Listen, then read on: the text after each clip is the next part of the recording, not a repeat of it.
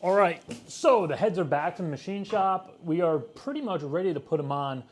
Today we're gonna work on getting the pickup tube on, the windage tray, oil pan, back cover, and then we'll get the heads bolted on. And from there, I think it's just a little miscellaneous accessories and brackets, and then we should be ready to put it back in the car. So before we get started today, I gotta thank Head Games Motorworks. They completely just overhauled the 6.0 heads. These are the junkyard heads that came off of the 6.0. You guys remember we went over to Tune Time, I disassembled them, they put them on their CNC and did some porting to them. After that, Head Games Motorworks picked them up. They completely went through them, valve guides, valve job. Ferreira supplied the valves, so thanks to them for giving us a set of valves for these guys. They milled them, did a minor repair on the water jacket down here. It was actually kind of pitted, and that could have led to a head gasket leak down the line. So they actually tigged that up, milled it, so everything is perfectly flat, resurfaced. They look absolutely beautiful. The porting's all done, new valves, new seals. We have our Brian Tooley valve springs in there. And these guys are ready to go back on the car. So they gave me one hell of a price. You guys got to check them out. I'm going to put a link to their Instagram as well as their website down below. Arguably the best in the business when it comes to cylinder head rebuilding. Definitely check them out. And if you need your heads done for your car, yeah, go give them a call. And we are actually working on kind of a collaboration video with the entire process of these guys getting rebuilt. We kind of got to work together on the editing for that one, but I will have it out eventually. You guys will get a little in-depth look on what it took to take these things from just regular pull-off junkyard heads to what you see in front of you. But let's go ahead, get the oil pan taken care of, and I'm going to show you what I did to the windage tray here.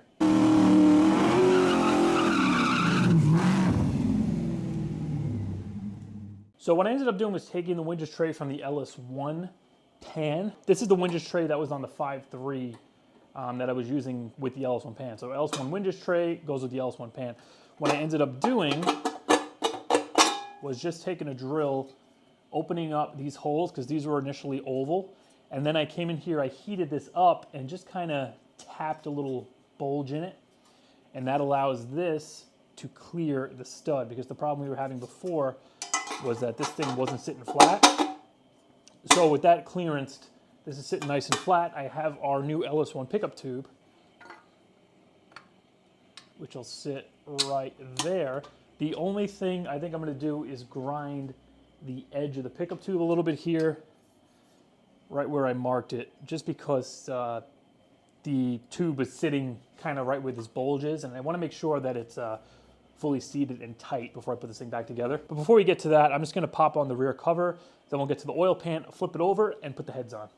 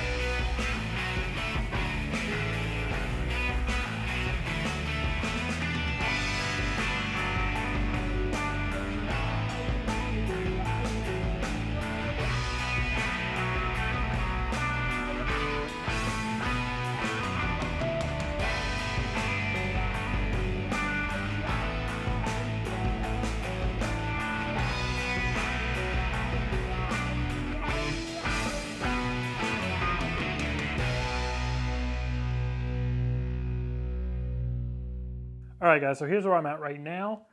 I got both covers on.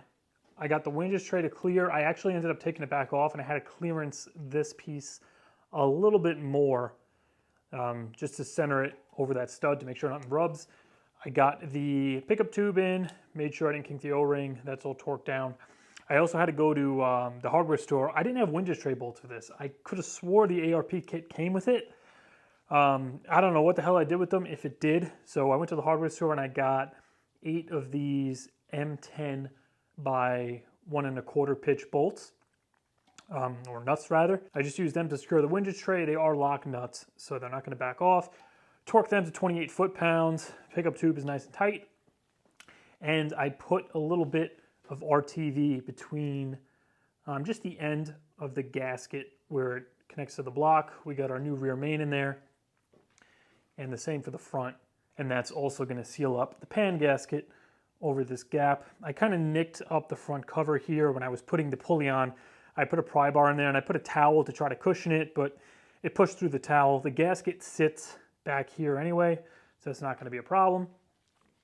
And now, as I'm ready to put the oil pan on, I just wanted to show you what we have back. This right here, thanks to TJ's Welding and Fabrication on YouTube, he got in contact with me and wanted to fix my old pan. So you guys remember I got a replacement LS1 pan when we were doing the clutch a little while back, because this one had a chip in the corner, the actual corner of the bolt broke off. Well, I sent him the pan in that piece, and he actually welded it back in place and completely repaired the pan. So he tigged that in, he went in, drilled it, put a little bevel in there, so the bolt's gonna sit flat. And if you look at the actual surface, I mean, this thing is flat. Like, you cannot tell the transition between the repair and the actual regular part of the pan. I don't know how he got it that flat. Go check out his channel. I'm going to put a link to it at the top of the screen, as well as in the description. He actually made a jig, welded it that way, made sure everything was flat. Did a really amazing job on this thing, and we are putting this back in the Camaro. It's going back on the 6.0. So right now I'm just going to position the gasket on the block. We'll drop the pan down. I'm going to snug it up, then I'm going to tighten the front and back covers. I left these loose because I want to make sure that they seal evenly on both sides, because there's essentially a little bit of play where the cover can be cocked that way or cocked that way. So that little bit of wiggle is what we want to make sure is even on both sides, so we don't actually tighten one side when there's a gap and potentially break the pan. I think that's what happened in the first place, why this cracked. I probably didn't have the back cover perfectly aligned.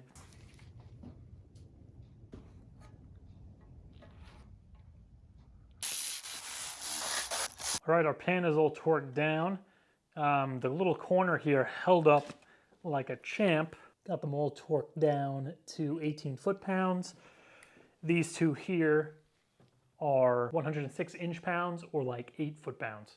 I figured, why not? We might as well pop the oil filter on.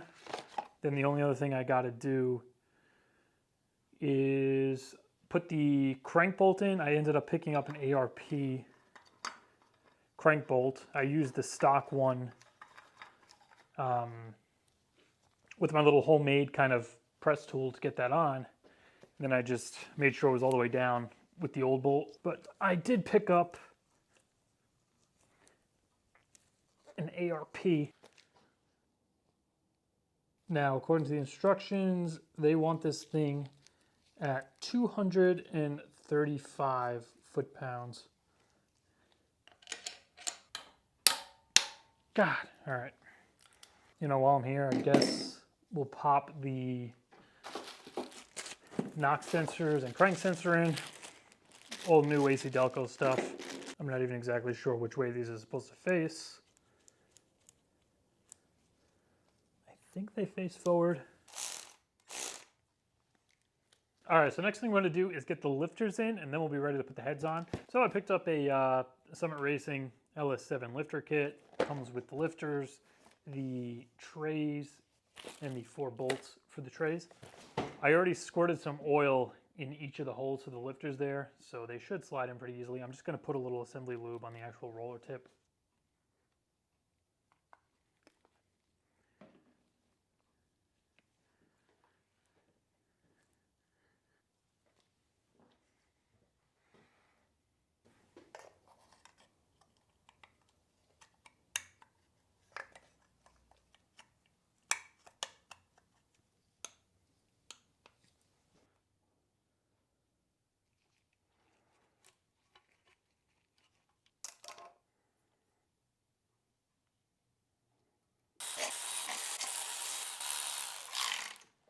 All right, guys, next day, time to get the heads on.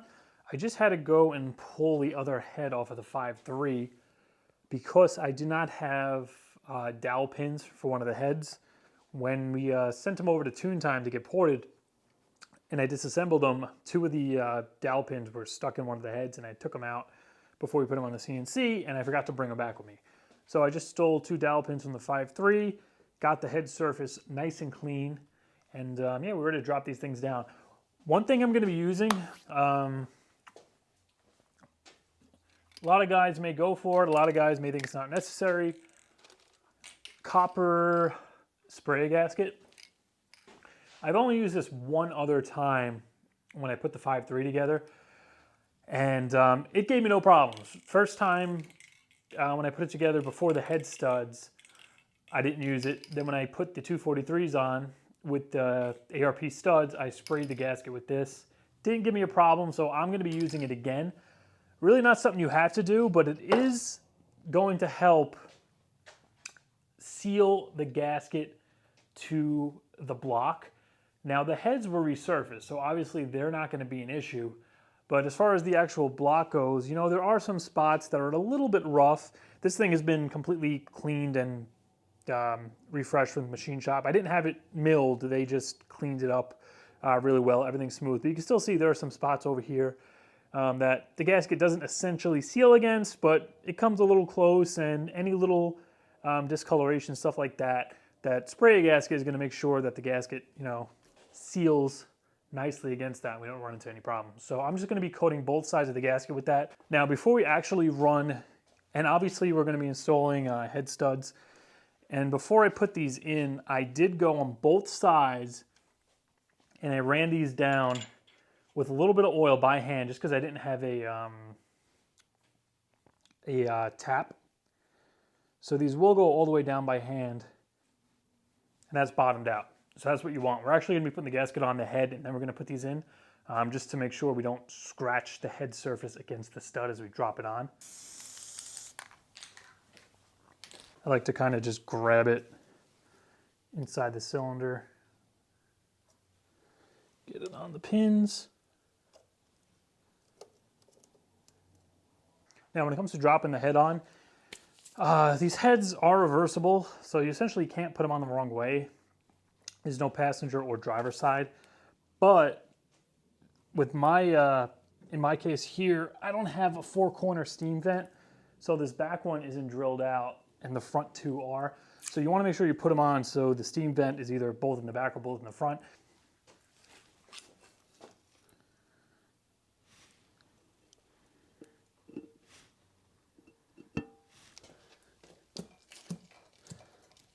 All right, we're down. Just put a stud in here to make sure this doesn't move on us.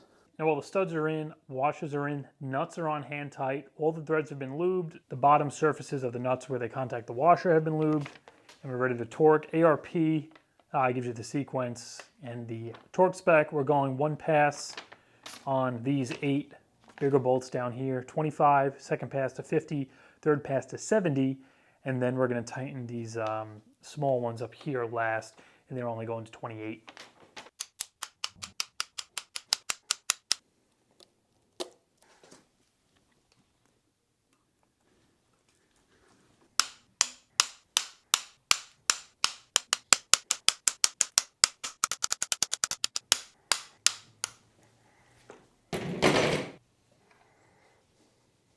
Well, let's spin it over, see if we get any compression. Now it doesn't have spark plugs in it.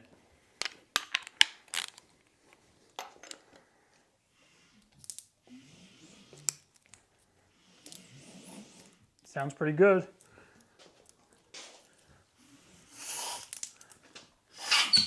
Oh yeah. All right guys, so I think I'm gonna end this one here. We got the bottom, well, the top ends mostly together. Some of the bottom end, we got the pan on, we got the windage tray sorted out. Next thing I think I'm gonna do, I got the snout coming back from Tune Time. I had it ported, so the snout's gotta go back on the blower. And actually, I think now, let's drop the blower on here. Let's see if it's actually gonna sit and not come in contact with the valley cover. All right, I know we're supposed to end the video, but now I'm getting into this. Let's just see if we could get this on there with that valley cover. Quick Google search. Apparently, the little locating pin here, the LSA heads have a little like notch in the cylinder head, basically to locate the blower. So this, we can either cut it off or pull it out. I don't know if I'm going to be able to get it out. I'm going to try. If not, I'm probably just going to try to cut it.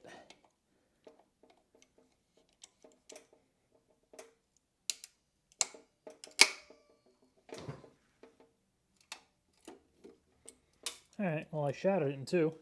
I guess that helps. All right, I basically just shattered it flush. Ugh. I don't think it's gonna clear though, which sucks, but. That side's in position. I mean, it looks like it's sitting flat, but you can see how some of them are kind of like tucked up in there, but I think that's just the way the blower comes down. You can totally see we have adequate space. It's like that all the way down. Same thing for the driver's side. It looks like the one in the middle might be a little bit tight, but I think it's just the way the blower kind of dips down, or it's a low spot towards the back. I mean, it's definitely sitting on the gaskets. So for right now, I'm calling that good. So it looks like the blower is going to fit on there without an issue. I can reuse that valley cover. In the back, there's plenty of room for the oil pressure sensor, so that's not going to be in the way, even though it's kind of lifted up because it's like a truck valley cover. Yeah, but next video, I think we're going to get the push rods in. We'll get the rockers in. I have to finish doing the trunnion bearings on one bank. I finished one side myself. I'll go over the process on the other side with you guys in the next video. We'll get the push rods in, get the rockers in. I'm going to do something a little special with the valve covers. I think I'm actually going to use the truck valve covers instead of the Holley ones. I'm going to save those for the Trans Am. You guys will understand why I'm doing that in the next video when we go to install them. And I do have new plugs that we're probably going to put in after the motor's in the car, just so I don't break one off trying to put the headers in. You didn't really think the video was over now, did you? All right. I did a little cleaning in here. Quite a bit, actually. Went home, got something to eat. But something was bothering me. After I put these heads on, well, as I was torquing them, I noticed, and I didn't think anything of it. I've had this happen before when I put the Camaro's heads on. I mean, the old 5.3 heads.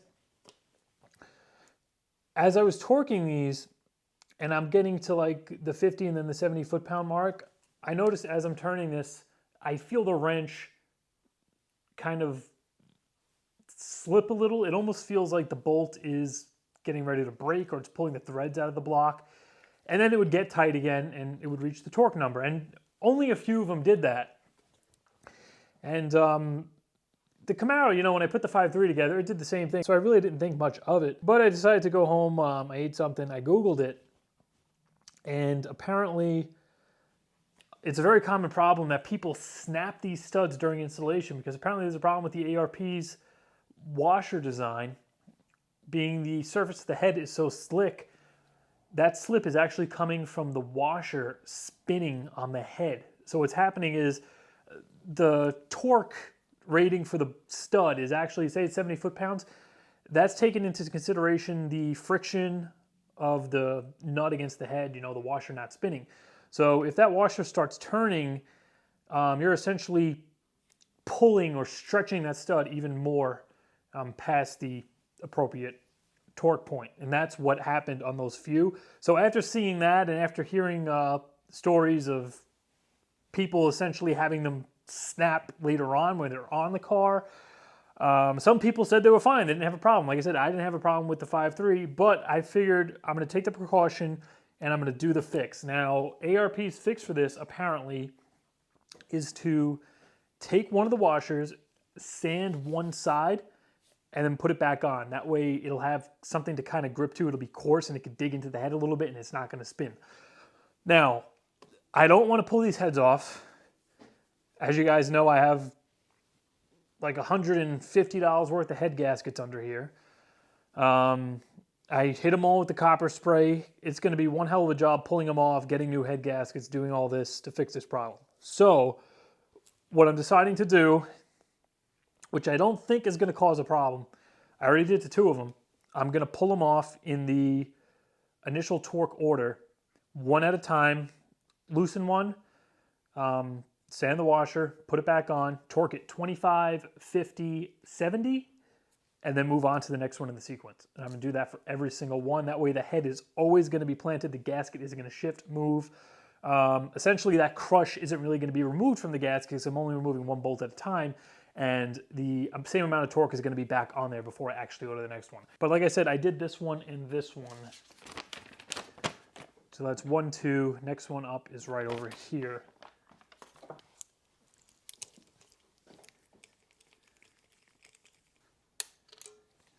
Just got to make sure the stud is all the way in. So I'm just going to clean the grease off of this.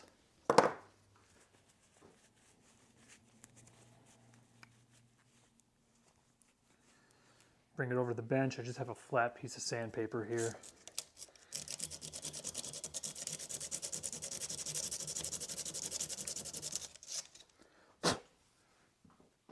And that supposedly is the fix.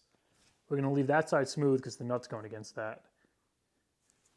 And I know exactly the feeling of what it was doing. So we'll know right away if this continues to fix the problem, because the first 2 I did were absolutely perfect. All right, 25, that's the first pass.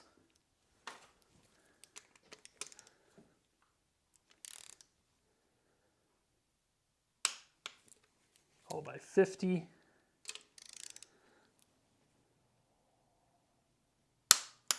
That felt good as well.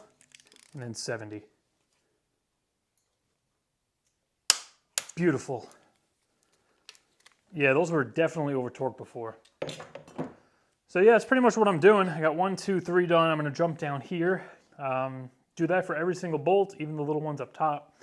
Go to the other head, and then hopefully that's going to be fine. All right, finally, that is going to do it for this video. Yeah, everything I said before still applies. We're going to do the cam. Well, no, we're going to do the valve train, push rods, all that good stuff in the next video. So stay tuned. Keep watching. I'll see you guys in the next one.